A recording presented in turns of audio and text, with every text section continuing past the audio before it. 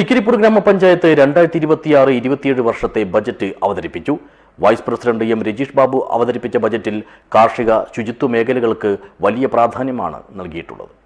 This news sponsored by ഉയർന്ന ഗുണനിലവാരം, തികഞ്ഞ വിശ്വസ്തത, ജനതാ പാൽ.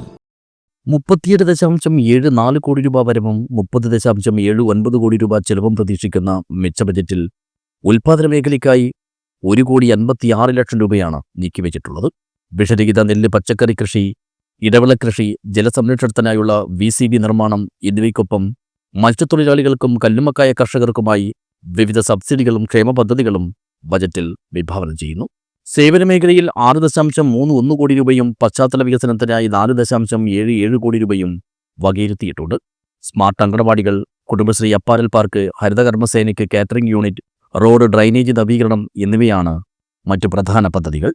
മാലിന്യമുക്ത ഗ്രാമം, നെറ്റ് സീറോ കാർബൺ പദവി എന്നിവ ലക്ഷ്യമിട്ടുള്ള പ്രവർത്തനങ്ങൾക്കും ടൗൺ സൗന്ദര്യവൽക്കരണത്തിനും ബജറ്റിൽ മുൻഗണന നൽകിയിട്ടുണ്ട്. പഞ്ചായത്ത് പ്രസിഡന്റ് സാജിദ സഫറുല്ലയുടെ അധ്യക്ഷതയിൽ വൈസ് പ്രസിഡന്റ് എം രജീഷ് ബാബുവാണ് ബജറ്റ് അവതരിപ്പിച്ചത്.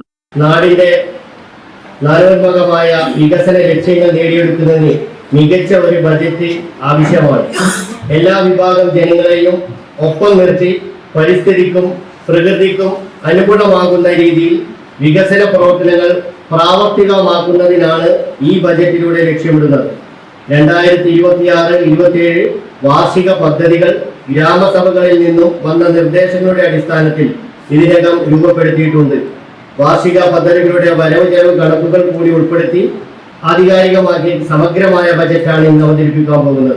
സ്ഥിരം സമിതി അധ്യക്ഷരായ TS Najeeb, Fathimath Ashrifa, MK Prasanna, secretary C Prameela Bobby തുടങ്ങിയവരും ജനപ്രതിനിധികളും സംബന്ധിച്ചു. News bureau, Cheruvathur.